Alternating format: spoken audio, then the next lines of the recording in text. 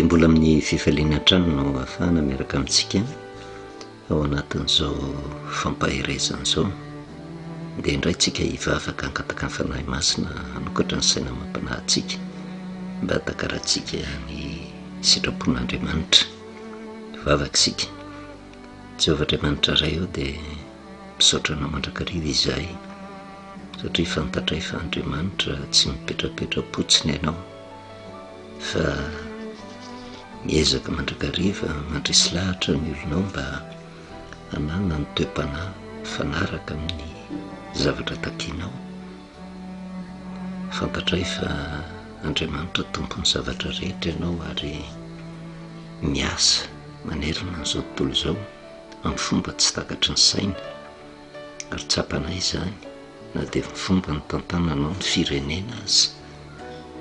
Maro amin'ny vahoakanao no tsy mahatakatra ny sitraponao kanefa miezaka mandrakariva ianao tompo, manokatra ny saina mampanahy ny tsiraray avy mba hatsapany fa tsy misy lalana zahoana fiadanana fa tsy eo aminao irery ihany, koa dia mangataka ny fanahinao mahery hiasa indray hampahery ny olonao indrindra amin'izao akatoko ny fiafaran'ny taona izao, tsy ho an'ny isam-batan'olona fotsiny ihany fa ho an'ny fianakaviana, ny fiangonana, firenena iray manontolo mba hita vahaolana ao aminao. Dia mitenena indray Jehovah fa mihaino mpanomponao amin'ny anaranao Jesosy. Amen. Faly-miarabantsika amin'ny anaran'i Jesosy manona ny fahasoavana sy ny fiadanan'ny tompo amintsika mandrakariva akatoko ny fetin'ny krismasy isika ary ao anatin'izany ihany koa dia miomana amin'ny fiafarany ty taona 2023 ty. Zavatra mitranga eo amin'ny fiainantsika tsy tongatonga ho azy na dia eo anivon'ny samy kristianina fotsiny aza raha vao miresaka an'izany krismasy izany dia misy ady hevitra tsy mahomby tsy handraisam-pamonjena fa tsika tsy hijery na hiditra amin'ny ady teny fa inona moa no mahatonga ny ankamaroan'ny kristianina mankalaza an'izay krismasy izay dia ny fahatserovana ny naterahan'i Jesosy. Tsy handehantsika hiady hevitra hoe marina ve ilay daty sa tsia fa ho raisitsika izay zavatra ambarany teny soratra masina mahakasika ny fahaterahan'i Jesosy. Arabaky teny dia nisy ny vanim-potoana tokoa naterahan'i Jesosy tonga dia aty amin'ity izao tontolo izao ity ary anatanteraka ny hiraka nampanaovin'Andriamanitra azy dia ny andresy lahatra ny olona handray ny famonjena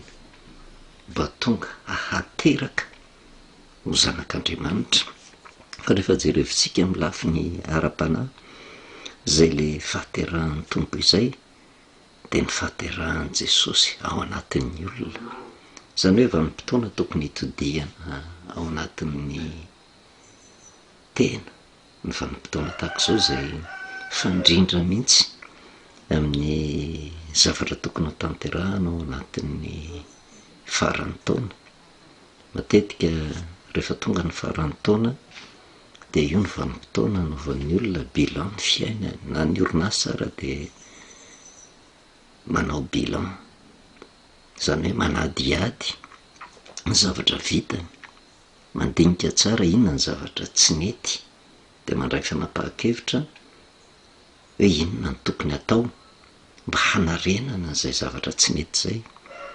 Ary raha toa indray ka nety ny zavatra natao nandritry ny taona dia mbola mitady ny fomba hanatsarana kokoa ny asa amin'ny ho avy eo amin'ny sehatra ara-panahy. Fotoanan'ny fandinihan-tena ihany koa nanahoana ny fiainako miaraka tamin'Andriamanitra nandritra izay taona 2023 izay satria hiditra ny taona 2024 dia eo no mandray fanapahan-kevitra tsara hoe izay zavatra ratsy teo amin'ny fiainako ajaniko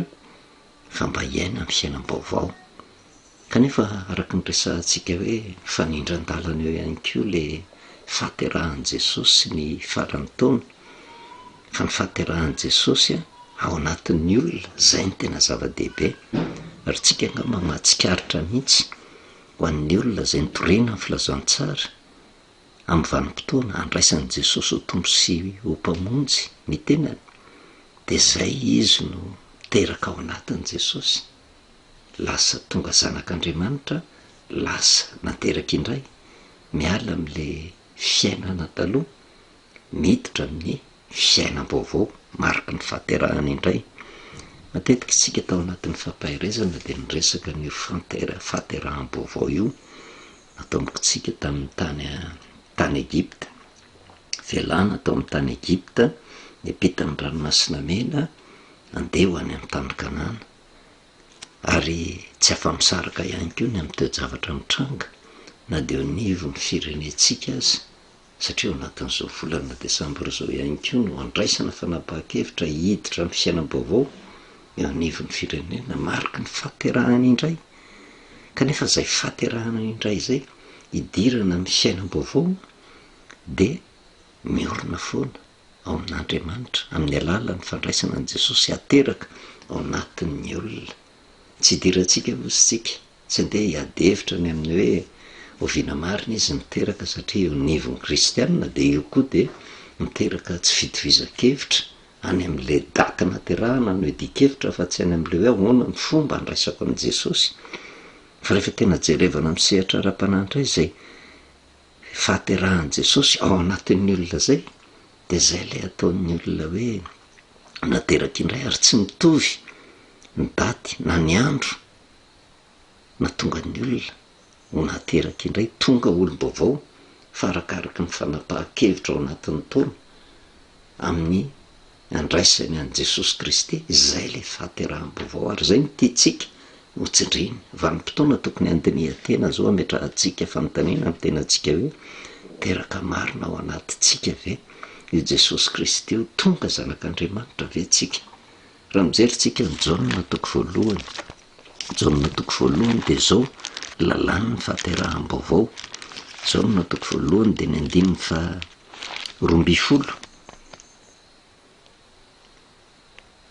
Fa zay rehetra nandray azy ozy de nomeny hery ho tonga zanak'Andriamanitra, de izay mino ny anarany de reo zay tsy nateraky ny rana, ny sitrapon'ny nofo na ny sitrapon'ny olona, fa nateraka Andriamanitra. Zay rehetra nandray an' Jesosy de nomeny hery ho tonga zanak'Andriamanitra, zany hoe lasa le fiainana taloha, tonga fiainam-baovao, miaina araka ny toe-panahy, araka an'Andriamanitra. Anaiky ny sitrapon'Andriamanitra satria ao anatin'izay fandinihan-teny zay ny fandraisana fanapahan-kevitra mba hanana fiainam-baovao indray. Ary tsy afa-misaraka zany ny amin'ny zavatra mifampiresahantsika teto nandritra ny fotoana lavalava mahakasika an'izay fiovam-piainana zay. Tsy moramora zay ateraka hiditra amin'ny fiainam-baovao zay, fa miditra antsehatra mandrakarivo Satana mba hisakana ny olona tsy iainany amin'izany fiainana tsara tolotr'Andriamanitra zany. De hitantsika ny etraketraka nataon'ny Egyptianina tamin'ny zanak'Israely, nitaona azy hiverin-dalana teo anatrehan'izay, ary tena tsy nankasitraka mihitsy ny sitrapon'Andriamanitra, ary fantatry ny Egyptianina tsara mihitsy ny hery nananan'i Jehovah fa vokatry ny famafisakatoka de mbola nanohitra n'izany rehetrarehetra zany. Kanefa inona ny vokany? Niteraka fahavoazana ho an'ny Egyptianina zay. Fa taty amin'ny zanak'Israely koa de nisy fisalasalana saky hiverin-dalana mihitsy. Kanefa no ny tenin'i Jehovah zay tonga de nekeny ihany, satria zay toetra tsara ho an'ny olona manaiky ateraka indray de hoe Jehovah hiado anareo, ianareo kosa anginy. Zay fahaterahanam-baovao zay miasa ny fomba tsy takatra ny saina amin'ny lafiny rehetra, na ao amin'ny isam-batan'olona, eo anivon'ny fianakaviana, eo anivon'ny fiangonana, eo anivon'ny firenena, miasa ny fomba tsy takatra ny saina mihitsy ny devolo mba tsy hatonga ny olona andray zay fanavaozany izay. Kanefa de niafatra tanjona kendrena ary tiako no manindry ao anatin'izao fampahirezana zao ny fomba fijeritsika de fijery ny baiboly. Tsy misy fijery araky ny doctrine-mpiangonana na fisainan'izao tontolo zao na fisainana ara-politika fa toe-panaraka an'Andriamanitra tokony hiainan'ny olona ary ny tenin'Andriamanitra raha tonga tsy hoe amina sarababen'ny olona miavaka fotsiny ny tokony handray an'izay famarinany tenin'Andriamanitra zay hoe matetika rehefa tonga ny tenin'Andriamanitra tonga ny fananarana de matetika zay heverina fa ho madinika ihany no eritreretina fa tokony hankatoy izay fa ny olona matsiaro ny tenany ho lehibe na manamboninahitra manam-pahefana ohatrany hoe tsy anjarany zany rehetrarehetra zany fa ny tenin'Andriamanitra de antonona ho an'ny olon-drehetra na ambony na ambany ninonninona toerana misy azy satria Andriamanitra ny lehibe tokony ho eketeny de tokony toe-panahy anana ny olona ary raha mandinika tsara ao anatin'ny fitaizana ao anatin'ny fampaherezana de fitaizana ny olona atahotra an'Andriamanitra voalohany indrindra kanefa raha mahay mandinika tsara tsika rehefa tafatodika amin'Andriamanitra mitaizan'ny olona olo-pirenena vanina mandeha araka ny sitrapon'Andriamanitra ary zay fandehanana araka ny sitrapon'Andriamanitra zay tsy mifidy toerana tsy mifidy saranga tsy mifidy firazanana tsy mifidy fahefana fa hatramin'ny ambony ka hatramin'ny ambany indrindra tahakiny ny soratra masina mba handeha ampamarinana ho mendrika ny mahazanak'Andriamanitra kanefa ny zavatra tiatsika ampitaina satria vanim-potoana tokony andinihan-teny zao miasa amin'ny fomba tsy takatra ny saina ny devoly hisakana ny olona tsy androso mba hanana fiainam-baovao eo ny tokony ho tandremantsika satria nahity sika tamin'ny fampaherezana sy ny toe-javatra mitranga fa inona moa fomba ataon'ny devoly mba tonga ny olona tsy ho tonga amin'izay fahaterahambaovao zay de ny faharavan'ny fifankatiavana sy ny fihavanana mba hatonga ady hatonga korotana hatonga tsy filaminana ary ny fitaovana ampiasan'ny devoly betsaka ny fitaovana ampiasany fa ny fialonana zay miresahantsika teto zay hanadonona ny afatr'Andriamanitra ary tsy ahatserovan'ny olona tsony ny zavatra hitranga amin'ny fiainany satria araka ny hitantsika teto ny devoly ange ny alina an' Jesosy tsy tia ny devoly mihitsy ny ahatonga ny olona anam-pitiavana anana firaisapo anana firaisan-tsaina fa atao amin'ny devoly hifikitra amin'ny zavatra ety amin'ity zao tontolo zao ty de manjary tsy mahay mianina amin'ny toerana misy azy fa mitady randrana manendriky ny hafa zay tsy antonona ny tena ary zay ny mahatonga ny fialonana zay miteraka tsy fitiavana fandravahan'ny fihavanana mahatonga fanaratsiana mahatonga fiampangana ary zay hitantsika tamin'ny farany de hatramin'ny fikasana hikatsaka ny famononana le olona elonana ary mazava tsara ny afatra zay netsika teto hoe tsy ny olo-marina mihitsy no andeha hialina ny ratsy fanahy fa matoa ao anatin'ny olona ny fialonana zay miteraka amin'izay fanaratsiana fiampangana miteraka hatramin'ny fikasana ho faty zay de olona tsy nateraka indray izy olona tsy matsapa ny toe-panaraka an'Andriamanitra olona mipetraka amin'ny toerany ratsy fanahy ary tsy mahajery fa io zavatra ataony io hifototra aminy ary ny antony hitondrantsika ny fampaherezana de mba hiainantsika miadana mba hananantsika toe-panaraka an'Andriamanitra ampiveriny indray ny fifankatiavana sy ny fihavanana ka ny zavatra ataontsika rehetra de ny tahotra an'Andriamanitra ny voalohany indrindra mba hahafahantsika mahafantatra ny toe-panahy tokony hiainana ety amin'ity zao tontolo zao ity mampatsiaro kelitsika ny Joba toko 5:5 hoe ny faharatsiany fialonany eo ange tena mifototra amin'ny tena ihany ny 5:2 ny Joba toko 5 de zao ny voasoratra hoe fa ny adala ozy de vonoa ny fahasorana ny kelisaina de maty ny fialonana fomba ny soratra masina io mampitahateny io ary zavatra tokana ihany ny tiany ambara amin'io hoe adala vonoa ny fahasorana kelisaina maty ny fialonana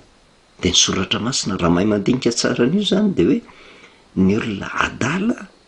de mira olona kely saina ary inona ny toetran'ny adala izy sosotra mandrakariva ary zay fahasosoran'izay mahafaty azy zay mira ihany kely saina matin'ny fialona ka le fahasosorana de tsy hafa fa fialonana kanefa mivokany de izy ihany no fiterany zany rehetrarehetra zany satria nahoana tsy olona nateraka indray satria raha Jesosy tokoa no teraka ao anatin'ny olona ary miomana ao amin'izantsika de tena fitiavana mahatsapa mihitsy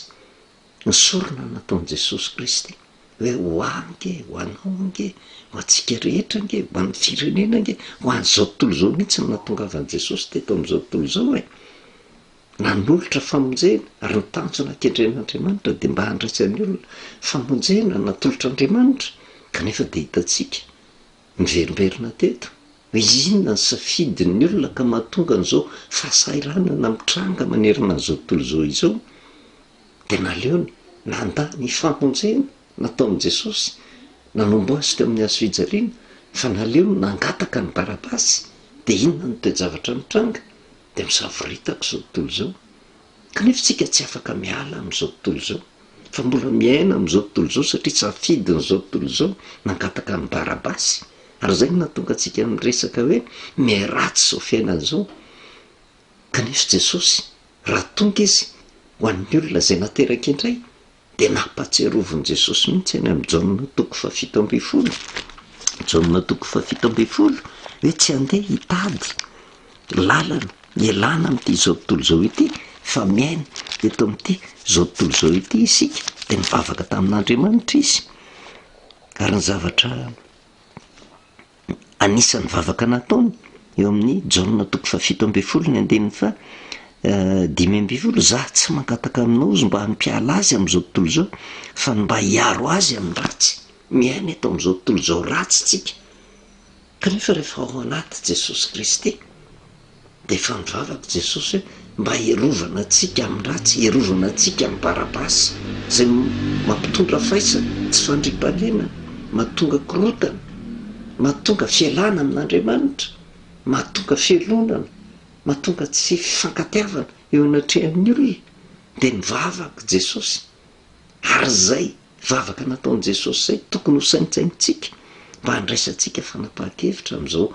fifaran'ny taona zao sy fahatomoran'ny Krismasy zao zay mariky ny fandraisana an'i Jesosy Kristy hoe mba mandiny tena miverina mametram-panontaniana amin'ny tenany hoe tena mpivavaka marina ave tena kristianina marina ave manana an' Jesosy eo anatiko ave ka sao de mbola manjaka ao anatiko ny fialonana fa raha mbola manjaka ao anatiko ny fialonana ny dikan'izay tsy ao anatiko Jesosy ka raha tsy ao anatiko Jesosy tsy ao anatiko le fitiavana an'Andriamanitra fa ohatra ny manahirana le fiteny fa raha vao tsy ao anaty ny fitiavana an'Andriamanitra de mitoetra ny Barabasy ny ao anaty de hiteraka vokadratsy ho an'ny tenany zay rehetrarehetra zay ka eto amin'izao tontolo zao tsika na de miaratsy aran'ny fiainana ho an'ny olona miverina amin'Andriamanitra de misy fomba ataon'Andriamanitra hierovana na ny olona hierovana na ny fianakaviana hierovana na ny firenena na miaratsy ara zao fiainana zao de fantatritsika tsara izy ny tsy mampiasa an'izany teny zany sambatra ny firenena zay manana an' Jehova ho tokony afaka miditra an-tsehatra Andriamanitra mitondra vahaolana raha manaiky ho ateraka indray manaiky andiny tena manaiky izotra ho amin'ny fanavaozana kanefa de tsy takona fiainana nefa na de toriana raha ny soratra masina de matetika ny fomba hijerevan'ny olona ny fanazavana ny soratra masina tsy amin'ny alalan'le fijery ara-tsoratra masina fa fijery ny nofony zao tontolo zao arak'izay maharesy lahatra azy arak'izay safidiny no amaritan'ny olona ny tenin'Andriamanitra fa eo tsika tsy fijerin'izao tontolo zao fa inona ny marina ao anatin'ny soratra masina ka ao anatin'ny fandinihan-tena isika raha te anana fiainam-baovao de mamerina indray manolo tena ho an'Andriamanitra mandray an' Jesosy no tompo sy mpamonjy ary manaiky ny toe-panahy zay apetrany mba hiainantsika amin'ny fiainana miadana ary antonony ho any sarababen'ny olona hatramin'ny madinika ka hatramin'ny lehibe, hatramin'ny tompona andraikitra ambony na ara-panahy na ara-nofo, hatramin'ny olona entina tsy manavaka io tenin'Andriamanitra io. Ary ny tenin'Andriamanitra marina mandrakariva ho an'izay matoko ny tenin'Andriamanitra dia misy fiadanana, misy famonjena. Fa ho an'izay tsy matoko ny tenin'Andriamanitra na ambony izy na ambany dia mitady ny vokany eo anatrehany zany rehetrarehetra zany. Mbola miresaka fialonana ihany tsika, toepana tokony hiala, tsy havitana mandroso eo amin'ny fiainana ny fialonana, satria tsy mijery izay fampandrosoana intsony fa mijery izay hamotehana ny ao anatin'izany. Ary hitantsika ny hafatra izay nampitaina tamin'ny vanim-potoana ny elona ny Saoly an'i Davida, inona ny fiafaran'ny Saoly, fa mbola hijery an'izany ihany tsika amin'izao vanim-potoana izao, satria ao anatin'ny faran'ny taontsika hiditra amin'ny taona vaovao, lasa ny taona 2023 izay tsara tao anatin'iny tohizana ho tsaratsara kokoa, fa zay hitatsika fa ratsy kosa dia hajanona tsy haverina intsony. Kanefa dia ao anatin'izao faran'ny taona izao ihany koa ny manana hidirana amin'ny mandat vaovao eo amin'ny firenena, tsisy manana tombony amin'ny fitondrana korotana, fa inona ny tokony atao mba handrosoana ho tsara kokoa. Dia ny ady voalohany tokony atao dia miala amin'ny fialonana, satria na inona zavatra ataon'ny olona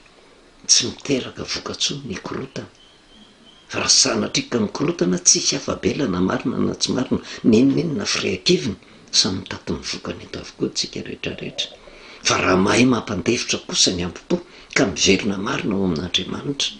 mahita lalan'Andriamanitra hitantanana tsika mba hananantsika fiaina mandroso ho sambatra hiadana, satria Jehovah no tokontsika. Mbola misintona lesona ihany tsika tamin'ny andron'i Daniel toko 9, resanady Babilôna tamin'izay vanim-potoana izay, tapitra ny fanjakana babilôniana, ny ampira Babilôna araka ny teny izay nomeny Jehovah. Na inona hery nananany, nisy vanim-potoana voatendrin'Andriamanitra hoe eto tsy maintsy ho rava Babilôna, tsy hiverenantsika amin'izany, fa resiny Mediana sy ny Persiana Babilôna tamin'izay vanim-potoana izay. Hisintomantsika lesona foana zany, ary fijery ara-tsoratra masina ho an'ny hijerevantsika, mba hisintomantsika lesona eo amin'ny fiainantsika, ary mahatratra ny antokon'ny olona rehetra, ny fikambanana rehetra, ny antoko-pivavahana rehetra, ny antoko politika rehetra, ny fiainam-pirenena rehetra mihitsy, satria antonona ao amin'izany ny tenin'Andriamanitra. Darius mpanjakany Mediana no nandimby na resy amin'ny Babilôna tamin'izay vanim-potoana izay, mba ampiorenana le fanjakana. Dia ty Darius mpanjakany Mediana ity tsy vitany samindrery no hitantana ny firenena. Ary tamin'izany vanim-potoana izany dia ny firenen'ny Israely dia babo teo Babilôna, ka raha resy Babilôna dia mbola babo teo ambaniny ziogany Mediana sy ny Persiana ihany ny firenen'ny Israely tamin'izany vanim-potoana izany. Ary hita taratra ao amin'ny bokin'i Daniel fa Daniel dia isan'ny babo tao Babilôna, andevo. Zany hoe raha ny fijery azy, rehefa babo zany ianao dia olona ambany, azonao irahana, azonao ampiarina amin'ny daholo ny fomba hitantanana azy. Kanefa na izany ary ny zavatra mitranga tamin'ity Daniel ity, nandeha nahitsy teo anatrehan'Andriamanitra mandrakariva izy, tsy nanome tsiny an'Andriamanitra izy hoe ianao ve Andriamanitra izay nivavahako dia ahoana no alefanao ho babo eto, fa nanaiky ny toerana misy azy izy. Ary fantatritsika tsara raha ny bokin'i Daniel dia olona nankasitrahany mpanjakan'ny Babilôna mihitsy Daniel tamin'ny andron'ny Nebokadnezara, ary nomeny toerana ambony, zany hoe tena isan'ny tanakavanan'ny mpanjaka tao Babilôna, vokatry ny fahamarinana izay nitazominy. Rehefa tonga i Darius nandimby any mpanjakan'ny Babilôna ary teo ambany fahefan'ny Mediana sy ny Persiana ny firenena tamin'izany dia mba hampiorenana ny firenena dia nifidy mpanolontsaina izy. Daniel toko fa enina dia raisika hatramin'ny andininy voalohany, ary Darius Mediana ozy no nandray ny fanjakana rehefa tokony roa amby enimpolo taona no andro iainany. Ary sitrako Darius ozy ny anendry solompanjaka 20 anapaka ny fanjakana zay anapaka ny fanjakana rehetra. Koa tamindreo izy dia nisy komanda lehibe telo lahy, ary Daniel no anankiray tamindreo mba ilazan'ny solompanjaka sy ny raharaha tsy ahafaty atoka ny mpanjaka. Izany Daniel izany ozy dia nihoatra noho ny komanda lehibe sy ny solompanjaka namany fa nanam-panahy endry izy, ary ny mpanjaka nikasa nandratra azy ho lehibe amin'ny fanjakana rehetra na dia andevo ary tia Daniel lety. Inona ny zavatra mitranga? Fiainam-baovao indray no iainan'ny Mediana sy ny Persiana eto,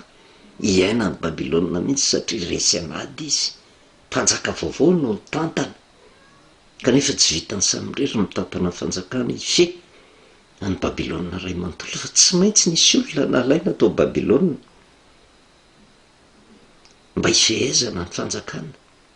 dia nanendry solompanjaka 20 mpanapaka 20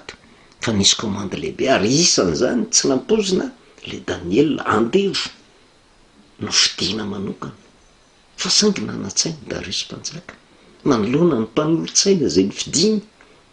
ka na dia hitany ara fa andevo, hitany fa tena kely indrindra, dia tsy nampaninina azy satria tsy ny mandevo azy no jerevany Darius, fa le fahendrena nananany, le fahamarinany dia nosinganiny manokana. Manaona ny fahatafitohinany reto mpanolontsaina marobe zay nifidiny Darius reto manoloana nyty andevo ity. Andevo ve no fidinao mpanolontsaina ary tsy vitany nataonao mpanolontsaina fotsiny fa notendrenao ho lehibe ifehan'ireo mpanolontsaina rehetrarehetra reo. Fa nanam-pahendrena Darius, ary matoa izy nifidy an'ireo mpanolontsaina 20 reo na hametrahany fitokisany reo. Eny fahatramin'ny Daniel ny singaniny manokana satria hita ny famarinana sy ny fahendreny dia le toetra nananany tsy mijery zay mety ho voninahiny, zay mety ho arenany, zay mety ho fananany, zay mety ho fahefanananany Darius. Fa na dia andevo azy rehefa hitany fahendry tsy haingany manokana napetrana ho isan'ny mpanolontsaina. Ary toe-javatra takan'izany ny zavatra lesona azontsika sotonina eo amin'ny fitantanana rehetra, na fikambanana io, na tokom-pivavahana io, na tokom-politika io, na firenena io, mila mpanjaka endry mahay misafidy ny mpanolontsaina hiara-miasa aminy, tsy mijery zay farim-pananana, tsy mijery zay mety ho voninahiny, tsy mijery zay mety ho fahefanananana, fa ny zavatra mibony indrindra le fahendrena. Nanam-panahy endry Daniel, nanam-panahy endry. Tsy dia hitanao tsony zany amin'izao vanim-potoana izao. Matetika ny olona fidina mpanolontsaina tsy maintsy manam-bola, tsy maintsy manam-boninahitra, tsy maintsy manan-karena, tsy maintsy manana fahefana. Zany ny zavatra. Fa raha hoe andeha ianao ka tena hoe hifidy mpanolontsaina dia olona na ny trano hitoerany ara tsy misy, na manam-pahaizana takin'inona ary tsy tonga mpanolontsaina zany. Tsy le fahendrena no jerevana, fa matetika le laza sy voninahitra no antony hifidianana mpanolontsaina. Ary hitantsika moa ny toe-javatra mitranga. Fa Daniel teo anatrehan'izay ange tsy nampaninina ny Daniel zay mekeny izy ara-babo no tendrena ary napetraka ho lehibe andreo. Fa tao anatin'ireo mpanolontsaina reo mpiara-miasa ny mpanjaka reo. Inona ny zavatra mitranga? Nisy fialonana tao samy mpiara-miasa eo ihany ary eo no tena tokony ho tandremana manoloana zay le olona fidiny zay. Misy aminganao ary misy amitaka ny mpanjaka ihany koa, nefa ny mpanjaka natoky andreto hoe ny antony fidianako andreto dia mba hampiorenana an'le fanjakana vaovao ny 5 ka hatramin'ny 9 ko ny komanda lehibe ozy sy ny solompanjaka dia nitady zay ampanganany Daniela ny amin'ny fanjakana nefa tsy nahita zay ampangany azy na izay tsininy akory ireo satria marina izy ka tsy nisy klena na tsiny hita taminy dia ireo lehilahy ireo dia hoy ireo lehilahy ireo izy tsy ho hitantsika zay ampangatsika io Daniela io raha tsy ny amin'ny alalan'ny Andriamanina no misy hitantsika ampangana azy satria Daniela natoky tsy mipetraka ao andeha fotsiny izy fa tsy nanary ny Andriamanina izy nandeha nahitsy izy nandeha tapamarinana izy tsy namaly faty izy ary tena tazany mpanjaka zany rehetrarehetra zany fa reto mpiara-miasa amin'reto ireo velom-pelonana azy dia nitady ny fomba rehetra inona no nataontsika mba hampanganany Daniela satria inona no mahatonga an'izay tsy teraka tao aminy le Andriamanitra tsy fantany ny Andriamanitra ny vavahany Daniela fa Daniela tena zanak'Andriamanitra olona nateraka indray dia sao nandeha mahitsy na nanana toe-panaraka n'Andriamanitra na dia firenena jentilisa mpanjaka jentilisa ary no nifehy azy tsy nampiala azy tamin'Andriamanitra zay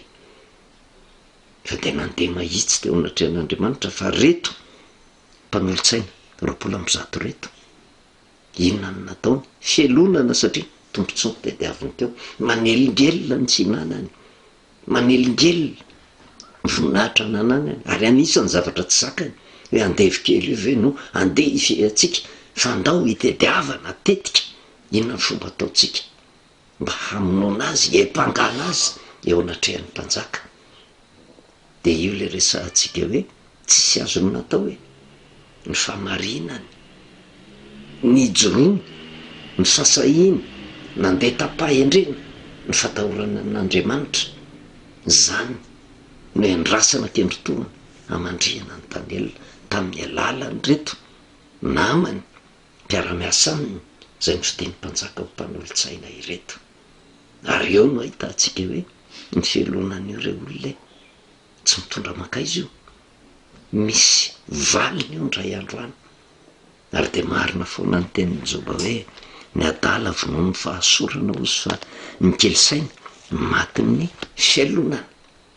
satria inona fa hitantsika izany tany amin'ny obolana toko 7 zay mahay ny olona be fialonana ozy dia maimay tanan-karena voninahitra no mahatonga an'izany rehetrarehetra zany ke fitiavan-karena diso tafa ohatra ary zany navoan'ny reto solompanjaka reto kanefa dia nitondra faisana Daniela tsy hoe nandeha tamin'ny marina dia lamindamina ny fiainany fa vao miazona ny marina ianao dia tonga dia marobe ny tsy azakan'izany hitady ny fomba rehetra mba hamonoana dia hitantsika tamin'ny andron'ny Saoly ihany ny famarinana nananany Davida natonga ny Saoly ny alina ny apanga nanaratsy ary nikasatra amin'ny famonoana any Davida fa tsy matin'izany Davida toraka izany koa ny zavatra mitrangeto vokatry ny fialonana satria nijoro tamin'ny famarinany Daniela ary eo amin'ny firenena ho ateraky indray no hitrangany zany rehetrarehetra zany ary zay no afatra tiana mpitaina amintsika hoe tandremindrere olona sotraritra ny fitaka satana ka ao anatin'izao fidirana amin'ny taona vaovao zao manda vaovao anatin'izao krismasy zay manamafy ny fahaterahany indray so dia ny devolony miasa ka mameno fankalana ao anatin'ny fo zay tsy hiteraka vokatsoa ho an'ny olona fa nitanjona kendrena ao anatin'ny fiainam-baovao dia mba hisy fivoarana hisy fandrosoana hisy fiadanana hisy fifankatiavana ary mba ho Andriamanitra no anjaka tanteraka ary zay Andriamanitra manjaka zay dia manjaka amin'ny lafiny rehetra amin'ny rafitra rehetra raha vo Andriamanitra natao ambanin'ny zavatra tsy misy zavatra manjary fa raha Andriamanitra no atao lolarana eo amin'ny fiainana rehetra misy ny fiarovana ataon'Andriamanitra ary hitantsika moa ny fandehan'ny tantara fa ny anton'izany rehetrarehetra zany dia mba hitaizana antsika rehetra tsy hakanafaka hatramin'ny ambony ka hatramin'ny ambany na inona na inona toerana misy atsika mba hanany tahotra n'Andriamanitra. Fa ny fiarahana amin'Andriamanitra tsy mahafaty antoka, fa misy ny fiarovanaN'Andriamanitra mahagaga ataony mandrakariva ao amin'ny olona mandeha mahitsy manam-panahy endry. Dia matoko sy mihena fa hisaintsaina avokoa tsika rehetra manoloana ny fiainana hatrehantsika indrindra hifarana ny taona, mba le zavatra ratsy ho avalin'ity taona 2023 ty. Fa hiditra ny taona 2024 tsy homorako nefa ny zavatra antalovana, fa tokony mba hita izay fivoarana ho tsara izay. Voninahitro n'Andriamanitra reriany vavakisika. Misaotranao Jehovah Andriamanitra ray no teninao izay tonga taminay. Teny matetika tsy hainay mijery ny sitraponao, fa refesinay araka ny zavatra mitranga, araka ny fandresen-dahatra anananay ety amin'ity zao tontolo zao ity, ka mahatonga anay mandà mandrakariva ny sitraponao. Kanefa napetraka ao ny tantara mba hisintomana lesona, andraisanay fanapahan-kevitra, inonay fa tsy misy tsara fa tsy miaraka aminao, ary manana ny toe-panaraka anao mba hiainanay miadana, hahatonga anay olom-pirenena vanana, tena ho tena kristianina marina, miazona ny teninao. Matoko sy mihena fa hiasa mikerenao tompo, aneo ny voninahitra ao amin'ny isam-batan'olona na dia mafy ara ny zavatra tsy maintsy mbola andalova, dia anao manome maso vaovao anay mba hitanay ny voninahitra ao. Dia misaotra indrindra ray ny anaran'i Jesosy, amen. Manao velomantsika amin'ny anaran'i Jesosy, manao ny fahasoavana sy ny fiobonan'ny tompo ho amintsika mandrakariva.